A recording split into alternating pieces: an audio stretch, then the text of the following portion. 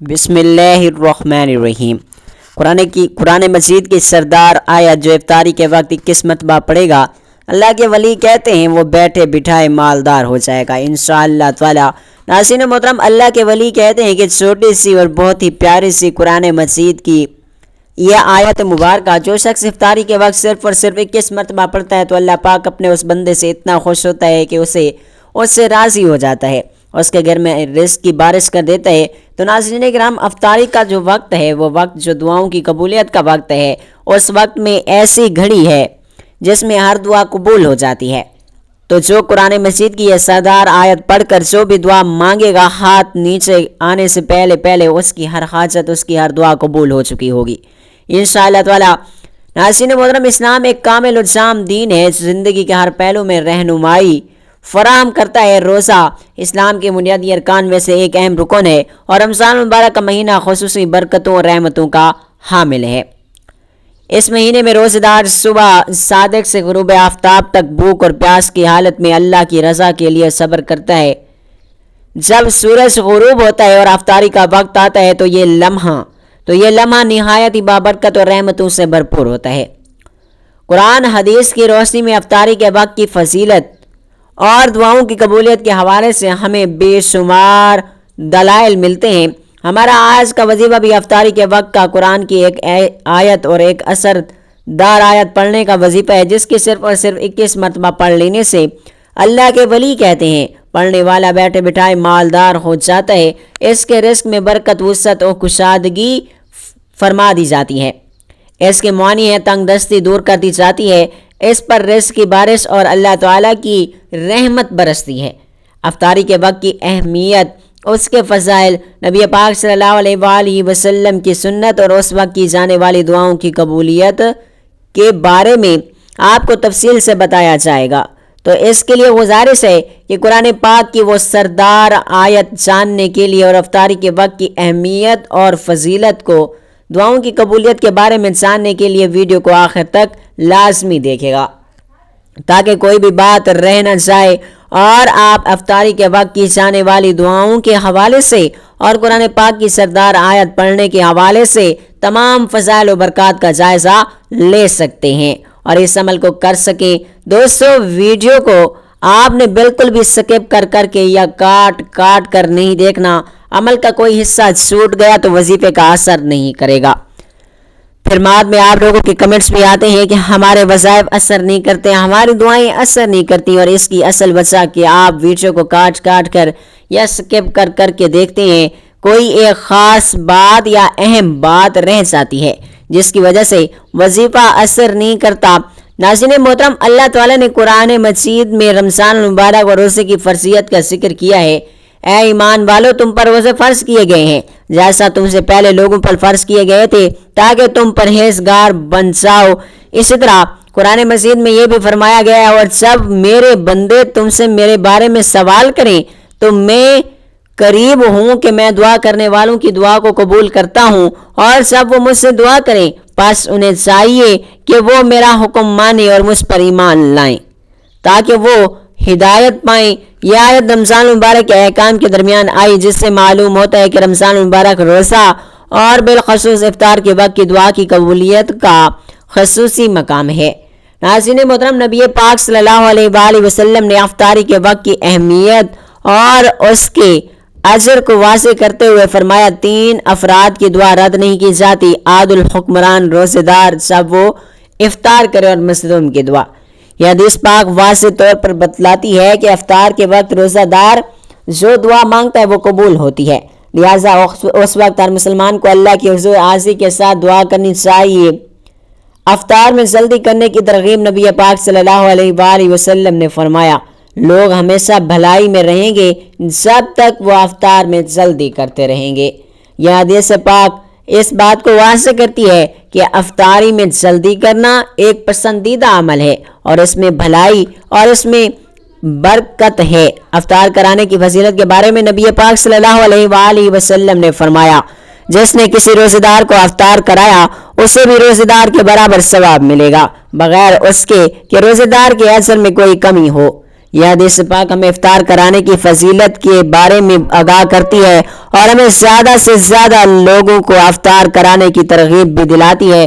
ناظرین محترم، ویسے تو بہت سی دعائیں ہیں، لیکن افطاری کے وقت کی اہمیت اور فضیلت کو مد نظر رکھتے ہوئے کچھ ایسی دعائیں ہیں جن کے بارے میں آپ کو بتاتا چلوں جو قرآن و حدیث کی روشنی میں بہت ہی زیادہ اہمیت کی ہیں۔ نبی کریم صلی اللہ علیہ وآلہ وسلم افطار کے وقت مختلف دعائیں مانگا کرتے تھے، اس میں سے چند دعائیں درج ذیل ہیں۔ اس پیاس بجھانے اور عصر کی دعائیں، نبی کریم صلی اللہ علیہ وآلہ وسلم جب افطار کرتے تو یہ دعا پڑھتے: پیاس بجھ گئی، رگ تر ہو گئی، اور اگر اللہ نے چاہا تو اجر ثابت ہو گیا۔ افطاری کے وقت دعا کی قبولیت، نبی پاک صلی اللہ علیہ وآلہ وسلم نے فرمایا روزہ دار کے لیے افطار کے وقت دعا کی قبولیت ہے، لہذا افطار سے قبل اور بعد میں ہر مسلمان کو اللہ سے اپنی حاجت و مغفرت کی دعا مانگنی چاہیے۔ نبی اکرم صلی اللہ علیہ وآلہ وسلم نے فرمایا یہود النصارہ اپنی عبادت میں تاخیر کرتے ہیں جبکہ امت مسلمہ کو افطار میں جلدی کرنے کا حکم دیا گیا ہے۔ یہ عمل ہمیں سنت کے قریب کرتا ہے اور اللہ تعالیٰ کی رضا حاصل کرنے کا ذریعہ بھی بناتا ہے۔ کھجور یا پانی سے افطار کرنا، نبی پاک صلی اللہ علیہ وآلہ وسلم کی سنت یہ تھی کہ وہ افطار کھجور سے کرتے تھے اور کھجور نہ ملتی تو پانی سے افطار فرماتے تھے۔ نبی کریم صلی اللہ علیہ وآلہ وسلم تازہ کھجور سے روزہ افطار فرماتے، اگر تازہ کھجور نہ ہوتی تو خشک کھجور سے، اور اگر وہ بھی نہ ہوتی تو پانی کے چند گھونٹ پی لیتے تھے۔ افطار سے پہلے دعا کرنا، چونکہ افطار کے وقت دعا کو قبولیت کی خاص گھڑیاں ہوتی ہیں، اس لیے روزہ دار کو چاہیے کہ وہ اس وقت اپنے لیے، اپنے اہل خانہ کے لیے، اپنے خاندان والوں کے لیے اور پوری امت مسلمہ کے لیے دعا کریں۔ شکر گزاری اور تقوی، افطاری کے وقت ہمیں اللہ تعالیٰ کی نعمت کا شکر ادا کرنا چاہیے کہ اس نے ہمیں روزے رکھنے اور عبادات کرنے اور پھر افطار کی سہولت عطا فرمائی۔ افطار اور صدقہ و خیرات اسلام میں دوسروں کے ساتھ مل کر کھانے اور روزہ داروں کو کھانا کھلانے کی بہت بڑی فضیلت بیان کی گئی ہے۔ رمضان میں افطاری کروانا ایک بہت بڑا اثر کا سبب ہے۔ نبی پاک صلی اللہ علیہ وآلہ وسلم نے فرمایا جو کسی روزہ دار کو افطاری کروائے گا اسے روزہ دار کے برابر اجر و ثواب ملے گا، روزہ دار کے اجر میں کوئی کمی نہ ہوگی۔ تو ناظرین محترم، ہمیں بھی رمضان المبارک میں نیکی کے کاموں میں بڑھ چڑھ کر حصہ لینا چاہیے اور اپنی استطاعت کے مطابق زیادہ سے زیادہ غریبوں، مسکینوں اور ضرورت مندوں کو افطاری کروانی چاہیے تاکہ ہم اس اجر عظیم کے مستحق بن سکیں اور ڈھیروں ساری رحمتیں اور برکتیں اس ماہ مبارک میں سمیٹ سکیں۔ ناظرین محترم، قرآنی آیات کی تلاوت کی بے شمار برکات و فضیلات جو دنیا اور آخرت میں کامیابی، روحانی سکون، گناہوں کی معافی کا ذریعہ بنتی ہیں۔ قرآن پاک اللہ کا واحد کلام ہے اور اس کی تلاوت سے بے شمار نعمتیں حاصل بھی ہوتی ہیں۔ قرآن پاک کی تلاوت کی بہت سی برکتیں اور فضیلتیں ہیں۔ قرآن پاک کی تلاوت سکون و ہدایات کا ذریعہ بھی ہے۔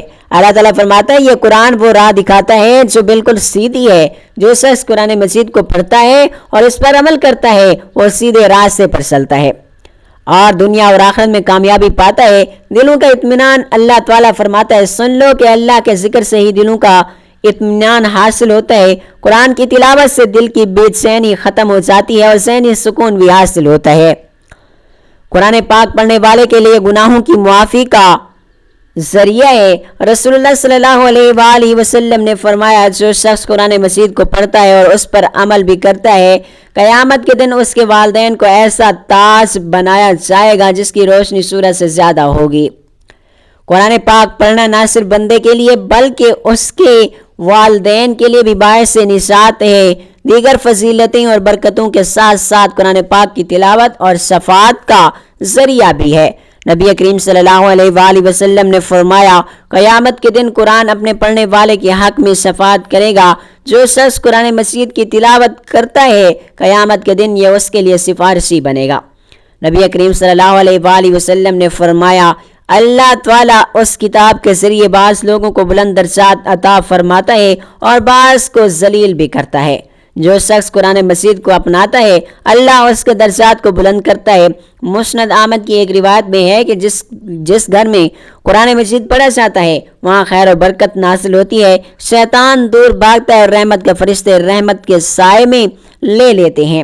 قرآن مجید کی تلاوت گھروں میں سکون اور برکت اور اللہ کی رحمت لاتی ہیں۔ قرآن پاک کی تلاوت کرنے سے انسان کی دنیا اور آخرت سنور جاتی ہے، اس کی قبر کی منزلیں آسان ہو جاتی ہیں، کیونکہ قرآن پاک سورۃ الملک قبر کے عذاب سے بھی بچاتی ہے۔ جو شخص قرآن کی مخصوص صورتیں پڑھتا ہے وہ قبر کے عذاب سے محفوظ رہے گا۔ قرآن پاک کی تلاوت کرنے پر انسان کو بے شمار نیکیاں بھی ملتی ہیں۔ نبی کریم صلی اللہ علیہ وآلہ وسلم نے فرمایا، جو شخص قرآن کا ایک حرف پڑھے گا اسے اس کے بدلے میں 10 نیکیاں ملیں گی، اور یہ ایک ایسا عمل ہے لیکن اس کا اثر بہت زیادہ عظیم ہے۔ ناظرین، اللہ تعالیٰ کی ذات سے مایوس نہ ہو، کیونکہ یہ ہر تکلیف اور آزمائش و خوشی اللہ رب العزت کی طرف سے ہے۔ اس لیے پریشانیوں اور مصائب کے حل کے لیے اللہ تعالیٰ کی طرف سے متوجہ ہوں، اللہ تعالیٰ کی طرف توبہ اور استغفار کے ذریعے بھی توجہ ہو اور اپنے مسائل کا حل اللہ تعالیٰ کے حوالے کر دیجئے اور اللہ تعالیٰ کو اپنے مسائل کے حل کا وکیل بنا دیجئے، تو اللہ تعالیٰ آپ کو بے اسرا کبھی نہیں چھوڑے گا انشاءاللہ تعالیٰ۔ ناظرین، یہ ایک حقیقت ہے کہ شیطان انسان کا کھلا دشمن ہے، اس کی ہمیشہ یہ کوشش رہتی ہے کہ کسی بھی طرح انسان کو خدا سے دور کر دے، اور جب ایک بار وہ انسان کو خدا کے راستے سے بھٹکانے میں کامیاب ہو جاتا ہے تو پھر اس کی اگلی چال یہ ہوتی ہے کہ انسان کو خدا کی رحمت سے مایوس کر دے۔ اسی طرح اسے ہمیشہ رب کی نافرمانی والے راستے پر چلاتا رہے گا، کیونکہ اللہ تعالیٰ نے انسان کو سب سے زیادہ جس کی امید دلائی ہے وہ اس کی رحمت ہے۔ قرآن مجید اور احادیث مبارکہ میں انسان کو مختلف پیرواؤں اور انداز میں سب سے زیادہ خدا کی رحمت کی امید دلائی گئی ہے۔ رحمت للعالمین یعنی اللہ تعالیٰ کی صفات میں سے ایک صفات اس نے اپنے آپ کو متصف کیا، اور یہ ایک صفت جو کائنات کی ہر چیز پر حاوی ہے۔ پوری کائنات رحمت الہی کے مظہر ہیں، اس لیے قرآن مجید میں ارشاد فرمایا، میری رحمت ہر چیز سے وسیع ہے، اور اسی لیے اللہ تعالیٰ نے اپنے آخری رسول صلی اللہ علیہ وآلہ وسلم کو سراپا رحمت بنا کر بھیجا۔ اسی طرح شرعی احکامات میں بھی رحمت کی صفت کو نمایاں حیثیت دی ہے۔ ابو کلام آزاد لکھتے ہیں، قرآن پاک نے خدا کی کسی صفت کو بھی اس کثرت کے ساتھ نہیں دہرایا اور نہ ہی کوئی مطلب اس درجہ کی اس صفات میں نمایاں ہے جس قدر رحمت ہے۔ اگر قرآن کی وہ تمام مقام جمع کیے جائیں جہاں رحمت کا ذکر کیا گیا ہے تو 0 سے زیادہ زائد ہوں گے۔ اگر وہ تمام مقامات میں شامل کر لیے جائیں جہاں اگرچہ لفظ رحمت استعمال نہیں ہوا لیکن ان کا تعلق رحمت ہی سے ہے، مثلا ربوبیت، مغفریت، رفاعت، کرم، عفو، غیر اب تو پھر یہ تعداد اس حد تک پہنچ جاتی ہے کہ کہا جا سکتا ہے کہ قرآن اول سے آخر تک اس کے سوا کچھ نہیں۔ رحمت الہی قیام ہے، اس کی رحمت کی کوئی حد اور انتہا نہیں، اس لیے کہ یہ اس خدا کی صفت ہے جس کی اپنی کوئی حد نہیں۔ ناظرین محترم، اللہ کے ولی علی کہتے ہیں کہ چھوٹی سی اور بہت ہی پیاری سی قرآن مجید کی یہ آیت جو شخص افطار کے وقت صرف اور صرف 21 مرتبہ پڑھتا ہے تو اللہ پاک اپنے اس بندے سے اتنا زیادہ خوش ہوتا ہے اور راضی ہوتا ہے کہ اس کے گھر میں رزق کی بارش کر دیتا ہے۔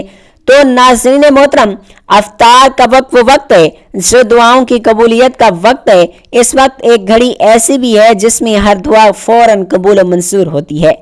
تو جو قرآن مجید کی یہ سردار آیت پڑھ کر جو بھی دعا مانگے گا ہاتھ نیچے آنے سے پہلے اس کی وہ دعا قبول ہو چکی ہوگی۔ انشاءاللہ تعالی افطار کرائیں، ثواب کمائیں۔ کسی روزے دار کسی مسلمان کو روزہ افطار کروانا ثواب کا کام ہے، اور احادیث مبارکہ میں اس کے بہت زیادہ فضائل بھی بیان کیے گئے ہیں۔ چنانچہ نبی کریم صلی اللہ علیہ وآلہ وسلم کا فرمان بشارت نشان ہے، جس نے حلال کھانے پر پانی سے کسی روزے دار کو روزہ افطار کروایا، فرشتے ماہ رمضان کے اوقات میں اس کے لیے استغفار کرتے ہیں، اور جبریل امین علیہ السلام شب قدر میں اس کے لیے استغفار کرتے ہیں۔ سرکار دو عالم صلی اللہ علیہ وآلہ وسلم نے ارشاد فرمایا، ماہ رمضان میں جو کسی روزے دار کو روزہ افطار کروائے گا تو وہ اس کے گناہوں کی مغفرت کا باعث ہوگا، اور اس کی گردن جہنم کی آگ سے آزاد کر دی جائے گی، نیز اسے اس روزے دار کے برابر ثواب ملے گا اور روزے دار کے ثواب میں کوئی کمی نہ ہوگی۔ کیا پیٹ بھر کر کھلانے پر ہی یہ ثواب ملے گا؟ روزے دار کو پیٹ بھر کر کھلانا ضروری نہیں ہے، بلکہ جو کسی روزے دار کو پانی بھی پلا دے اسے بھی انعام و اکرام عطا فرمایا جانے کی بشارت دی گئی ہے۔ چنانچہ نبی کریم صلی اللہ علیہ وآلہ وسلم نے فرمایا، اللہ تعالیٰ یہ روزے دار افطار کرانے کا ثواب اس شخص کو بھی دے گا جو ایک کھجور یا ایک گھونٹ پانی یا اس کے ایک گھونٹ دودھ سے روزہ افطار کرائے، اور جس نے روزے دار کو پیٹ بھر کر کھلایا اللہ تعالیٰ اسے میرے حوض سے پلائے گا کہ کبھی پیاسا نہ ہوگا، یہاں تک کہ جنت میں داخل ہو جائے گا۔ حکیم الامت مفتی احمد یار خان نعیمی رحمۃ اللہ علیہ کبیر فرماتے ہیں کہ روزہ افطار کروانے والے کو 3 فائدے ہوتے ہیں: گناہوں سے بخشش، روزے سے آزادی اور اسے روزے کا ثواب مزید فرماتے ہیں۔ خیال رہے کہ روزہ افطار کرانے سے ثواب روزہ تو مل جاتا ہے مگر اس سے روزہ ادا نہیں ہوتا، لہٰذا کوئی امیر لوگ کو افطار کرائے، خود روزے سے بے نیاز نہیں ہو سکتے، روزہ تو رکھنے ہی پڑیں گے۔ اجتماعی افطاری کروانے والے توجہ فرمائیں۔ خاص ماہ رمضان میں مختلف مقامات پر مسافروں اور عام لوگوں کے لیے اجتماعی افطاری کا اہتمام بھی کرتے ہیں۔ یہ ایک اچھا عمل ہے، لیکن اس بات کا ضرور خیال رکھنا ہے چاہے کہ رزق کی بے قدری اور بے توقیری نہ ہو، نیز راہگیر کو بھی پریشانی نہ ہو اور نہ ہی لوگوں کا راستہ تنگ ہو۔ افطاری کے دوران 2 احتیاطی تدابیر: بعض لوگ افطاری کے دوران کھانے پینے میں اس قدر مشغول ہو جاتے ہیں کہ نماز مغرب کی نماز چھوڑ دیتے ہیں اور گھر میں ہی نماز پڑھ لیتے ہیں، حالانکہ بلا کسی صحیح شرعی مجبوری کے مسجد کے 5 وقت نماز کے باوجود جماعت ترک کر دینا گناہ ہے۔ دن کا طویل حصہ خالی پیٹ رہنے کے بعد اسے ایک دام انواع اقسام کی چیزوں میں بھر دینا صحت کے نقصان دہ ہے۔ بہتر یہ ہے کہ کم سے کم چیزوں سے، مثلا 1 آدھا کھجور اور پانی سے افطار کیجیے اور اچھی طرح منہ صاف کر کے نماز باجماعت میں شریک ہو جائیں۔ رمضان جاری رہے گا انشاءاللہ عز و جل۔ تو ناظرین محترم، وقت کی نزاکت کو مد نظر رکھتے ہوئے چلتے ہیں آج کے وظیفے کی جانب کہ قرآن کی وہ کون سی سردار آیت ہے کہ جس کو آپ نے افطار کے وقت پڑھنا ہے۔ اللہ کے ولی کہتے ہیں اس آیت کو پڑھنے والا بیٹھے بیٹھے مالدار ہو جاتا ہے، اس کی تمام حاجات پوری ہو جاتی ہیں اور اس کی تنگ دستیاں دور ہو جاتی ہیں، اس کی مالی پریشانیاں دور ہو جاتی ہیں، اس کو اللہ تعالیٰ غیب سے رزق عطا فرماتا ہے اور اتنا عطا فرماتا ہے کہ وہ خود دیکھ کر حیران ہو جاتا ہے۔ تو ناظرین محترم، آپ نے وظیفہ کرنے کے لیے سب سے پہلے وضو کر لینا ہے، باوضو ہو جانا ہے۔ جب آپ دسترخوان پر بیٹھ جائیں تو افطاری سے کچھ دیر پہلے سب سے پہلے آپ نے پیارے آقا علیہ الصلوۃ والسلام کی ذات اقدس پر درود پاک کا نذرانہ پیش کرنا ہے۔ ایک بار ثواب کی نیت سے میرے ساتھ بھی درود پاک پڑھ لیں۔ اللہم صلی علی محمد وعلی آل محمد کما صلیت علی ابراہیم وعلی آل ابراہیم انک حمید مجید۔ اللہم بارک علی محمد وعلی آل محمد کما بارکت علی ابراہیم وعلی آل ابراہیم انک حمید مجید۔ درود پاک پڑھنے کے بعد جو آپ نے آیت 21 مرتبہ پڑھنی ہے وہ سورۃ البقرہ کی آیت ہے۔ اس آیت کو آیت الکرسی بھی کہتے ہیں، جس کی بہت زیادہ اہمیت و فضیلت ہے۔ آیت الکرسی کی فضیلت کے بارے میں سبھی جانتے ہیں۔ آیت الکرسی جو قرآن الکریم کی تمام آیات سے عظیم آیات ہے اور جس کی فضیلت صحیح حدیث سے ثابت بھی ہے۔ یہ اللہ تعالیٰ کی صفت جلال، اس کی عالی شان اور اس کی قدرت اور اس کی عظمت پر مبنی نہایت جامعہ آیات ہیں۔ آیت الکرسی بہت بڑی عظمت و رفعت والی آیت ہے اور اس کی بلندی اور برتری کا سبب بھی ہے۔ اس میں بیان کردہ باتیں ہیں اور یہ رب العالمین کی توحید، اس کی کبریائی، اس کی بڑائی اور صفات پر مشتمل بھی ہے۔ قرآن کریم کی ہر آیت اعلیٰ مرتبے اور عظیم قدر ہے، لیکن ان میں سے عظیم ترین آیت آیت الکرسی کی آیات ہیں۔ آیت قرآنیہ میں سے یہ واحدیت کریمہ ہے کہ جس کو حضرت محمد صلی اللہ علیہ وآلہ وسلم نے بطور وظیفہ کثرت کے ساتھ تلاوت کیا، صحابہ اکرام اور امت مسلمہ کو تلاوت کی بار بار تاکید فرمائی۔ مثلا 5 نمازوں کے بعد رات کو سوتے وقت اپنی مادی چیزوں کو جن و انس سے محفوظ رکھنے کے لیے خصوصی طور پر تلاوت کی تعلیم عطا فرمائی۔ اس لیے ہر مسلمان کو چاہیے کہ وہ اس کو بطور وظیفہ اپنانے کی مقدور بھرپور کوشش کریں اور اس آیت کے فیض و برکات کو سمیٹنے کا اہتمام بھی کریں۔ اور نبی پاک صلی اللہ علیہ وآلہ وسلم کی متعدد احادیث سے ثابت ہے کہ یہ آیت الکرسی یہ قرآن کریم کی عظیم ترین آیت ہے، اس لیے کہ اس میں ذات باری تعالیٰ کی توحید، اس کی عظمت، اس کی صفات کا یہ بیان ہے۔ تو ناظرین محترم، آپ نے 21 مرتبہ آیت الکرسی پڑھنی ہے۔ جو میری بہن بھائی پڑھنا نہیں جانتے ان کو ایک بار میں پڑھ کر بھی سناتا ہوں، آپ نے ویڈیو کے دوران بھی سماعت کرتے ہوئے اسی طرح پڑھ لینے اور اس کو صرف اور صرف 21 مرتبہ افطار کے وقت پڑھنے ہیں۔ اللہ لا الہ الا هو الحی القیوم لا تأخذه سنة ولا نوم له ما في السماوات وما في الارض من ذا الذی یشفع عنده الا بإذنه یعلم ما بین ایدیہم وما خلفهم ولا یحیطون بشیء من علمه الا بما شاء وسع کرسیہ السماوات والارض ولا یئوده حفظهما وهو العلی العظیم۔ اللہ وہ ہے جس کے سوا کوئی معبود نہیں، وہی زندہ ہے اور وہی سب کا نگہبان ہے، اسے نہ اونگ آتی ہے نہ ہوئی نیند، آسمانوں اور زمینوں میں جو کچھ بھی ہے سب اسی کا ہے۔ کون ہے جو اس کی اجازت کے بغیر اس کے حضور سفارش کر سکے؟ وہ جانتا ہے جو ان کے سامنے ہے، جو ان کے پیچھے ہے، اور وہ اس کے علم میں سے کسی چیز کا احاطہ نہیں کر سکتے مگر جتنا وہ چاہیں۔ اس کا عرش آسمانوں اور زمینوں پر محیط ہے اور ان دونوں کی حفاظت میں اسے کوئی بھی تھکن نہیں ہوتی، اور وہی سب سے بلند اور سب سے عظیم ہے۔ ناظرین محترم، آپ نے 21 مرتبہ آیت الکرسی پڑھنے کے بعد اتنا ہی درود پاک پڑھنا ہے جتنا آپ نے وظیفہ شروع کرنے سے پہلے پڑھا تھا۔ قرآن پاک کی بہت ہی پیاری اور سردار آیت ہے اور اس کی تلاوت سے شیاطین گھر سے بھاگ جاتی ہیں اور اللہ تعالیٰ کی رحمتیں برستی ہیں اور انسان اللہ تعالیٰ کی حفظ و امان میں آ جاتا ہے۔ اس کی تمام خواہشات، تمام حاجات، تمام تمنائیں پوری کر دی جاتی ہیں اور وہ بیٹھے بیٹھے مالدار ہو جاتا ہے۔